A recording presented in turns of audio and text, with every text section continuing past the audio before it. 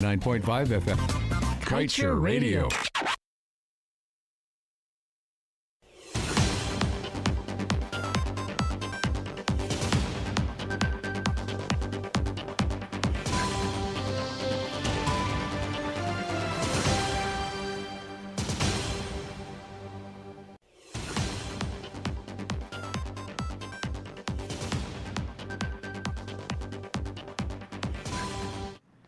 Good day. Welcome to your news at noon on Kaieteur Radio. I'm Kevin Smith.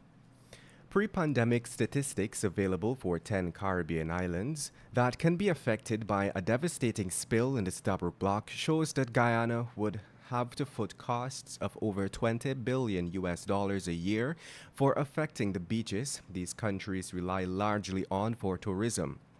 This point was shared by activist Janet Bolkin. Bolkin has been championing calls for good environmental management practices, especially in the petroleum sector. She is a member of the advocacy group Oil and Gas Governance Network that was formed to hold government to account in the sector. Bolkin, in her missive, prefaced her argument by highlighting the ongoing matter before the appeal court, in which a ruling by the High Court ordering the parent company of Esso to supply an unlimited parent guarantee to cover the cost of an oil spill beyond the limited $600 million policy. She explained that a spill in the Gulf of Campeche back in 1971 released 3 million barrels of oil over a period of 9 months. And a Guyana Defense Force rank was on Monday shot dead by a colleague during a fight at Camp Stevenson, Temeri. Dead is 24-year-old Tevon Damon, a private attached to the 21 Artillery and of Block X Cornelia, Ida, West Coast Demerara. He had allegedly lashed his colleague to his head, causing severe injuries before he was shot down in a hail of bullets from an AK-47 rifle. According to the Guyana Police Force, the 25-year-old suspect was armed with the AK rifle and 30 matching rounds and had discharged 27 in Damon's direction. Local government elections 2023 saw a low but incident-free turnout yesterday as scores of citizens exercised their right to vote alongside hundreds of government officials. With respect to the low voter turnout, President Ali said this has always been an issue since persons unfortunately do not apply the same level of urgency and seriousness to it as they do with general and regional elections. He also used the opportunity to denounce certain contentions by opposition leader Aubrey Norton that the PPP regime would increase taxes on city residents should it win most of the seats at the mayor and city council. In other news, a young businessman was on Monday found dead in his Regent and Cumming Street, Georgetown apartment. Dead is 39-year-old Nakima Dimitri Dionat, who managed his family's business, Nisha's Flowerland. We understand that Dionat was found dead Monday morning by his father, who visited his apartment with the intent of taking him to breakfast, a frequent practice. Dionat's body reportedly bore multiple marks of violence. He was last seen alive on Sunday evening after closing up one of the family's businesses. Investigations are ongoing.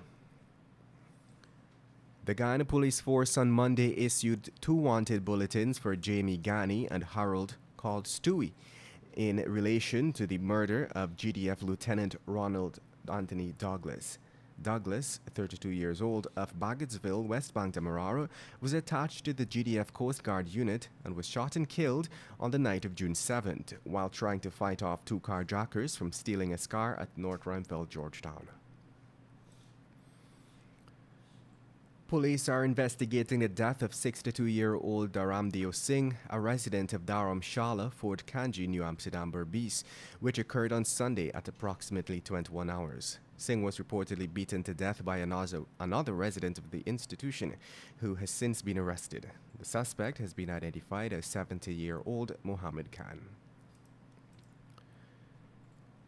A motorcyclist was on Sunday night killed in an accident along the Nelson Mandela Avenue. Dead is 47-year-old Lakram Etwaru of New Diamond Housing Scheme. The Guyana Police Force disclosed that the fatal accident occurred in the vicinity of John Finance about 23 hours 50.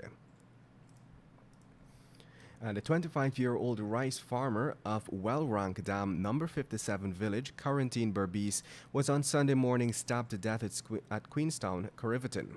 That is Pursuram Ganpat. Reports are that Ganpat and the suspect, 18-year-old Kevin Sumra of Queenstown, Corriverton, were imbibing when an argument ensued. The argument escalated into a fight and Sumra armed himself with a knife and dealt Ganpat several stabs about his body. Police have since arrested Sumra for Ganpat's murder. And to wrap things up, Felicia Jalim, a former branch manager of North American Fire and General Insurance Company, has been fingered in an alleged Ponzi scheme involving $288.8 million. Jalim was slapped with 16 counts of obtaining $283 million by false pretense and one account of fraudulent misappropriation amounting to $5.8 million. And as we close things off for today, we turn the pages of today's Kaieteur newspaper to page 7, dedicated, of course, to being blunt.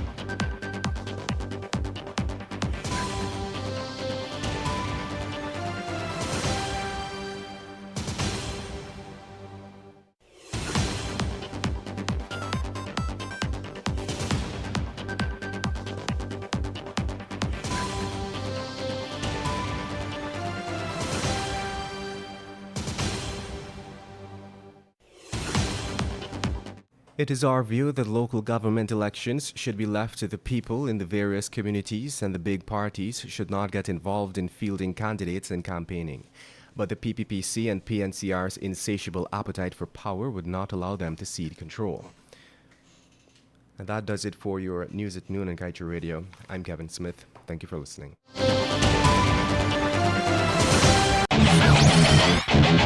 Want value for your advertising dollar? Then place your ads on Kaieteur Radio's Newscasts. Streamed live on 6 different mediums, reaching hundreds of thousands. Advertise today and watch your dollar grow. Call us on 225-8465 or 226-8210 today.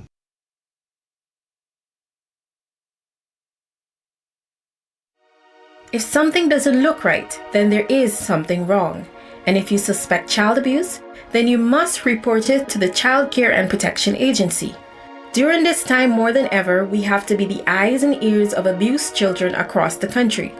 So if you see it, or you know it, or even if you just think it's child abuse, then you must report it to the police or call the CPA hotline on 227-0979. A message from the Child Care and Protection Agency, Ministry of Human Services and Social Security, and UNICEF. This is GHK Lal inviting you to join me weekdays from Monday to Friday on the National Outlook for commentary on a range of issues. Immediately after the 12 noon and 7 p.m. newscasts on Kaieteur Radio at 99.1 FM and 99.5 FM. Looking forward to you sharing in the conversation.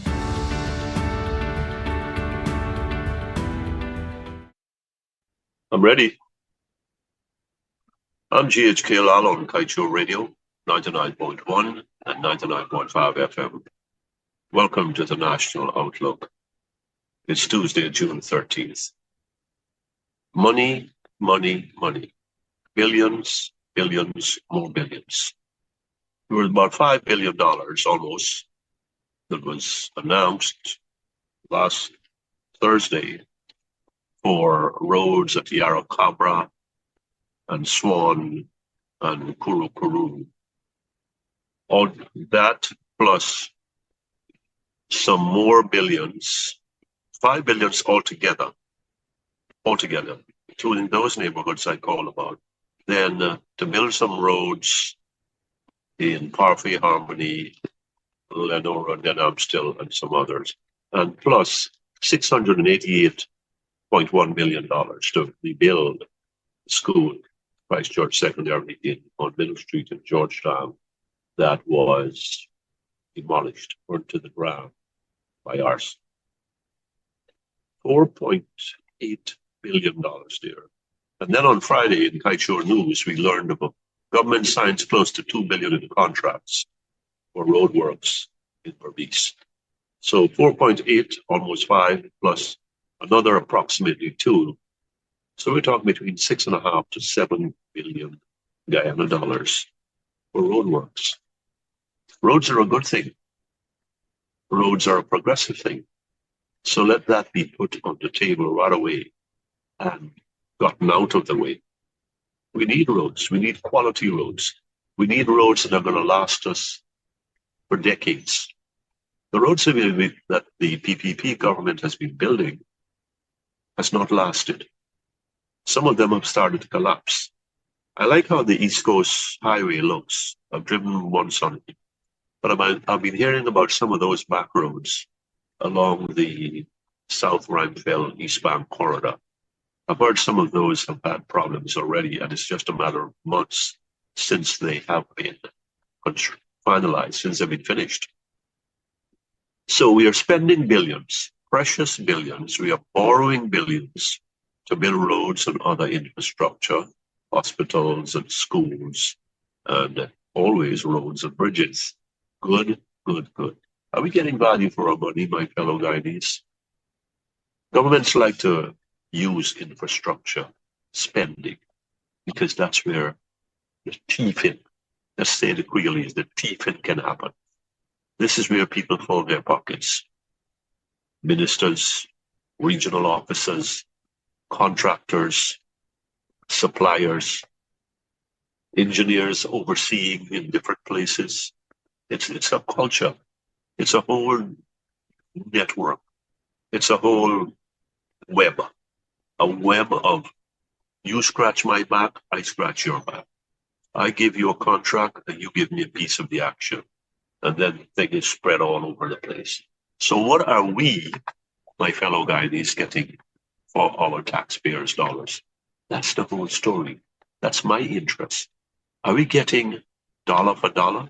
Or are we getting 40 cents, 50 cents, 60 cents, maybe if we're lucky, 70 cents on the dollar? That means 30 cents on each dollar. That adds up to a lot of money. That's $300 million on a billion, in each billion that is stolen. That is where we are being defrauded. Can't be, can't continue to be. Not when our people are hungry. Not when so many are without. Not when we are struggling so much. We have to put our arms around corruption. We have to put a stop to it. All the speeches are not doing anything. All the procurement commissions and tender boards, etc., regional and central, they seem to not be doing as well as they should. And that's a problem for me. It should be a problem for you too. It's your dollars being spent, billions of them. I'm GHK Lal on Kaieteur Radio 99.1 and 99.5 FM. Thank you for listening to the National Outlook.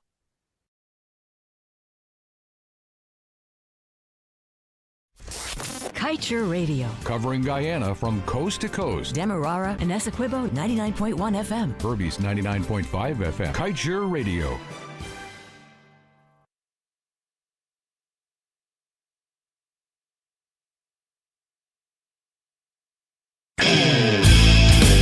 Welcome to the station where the music blasts through.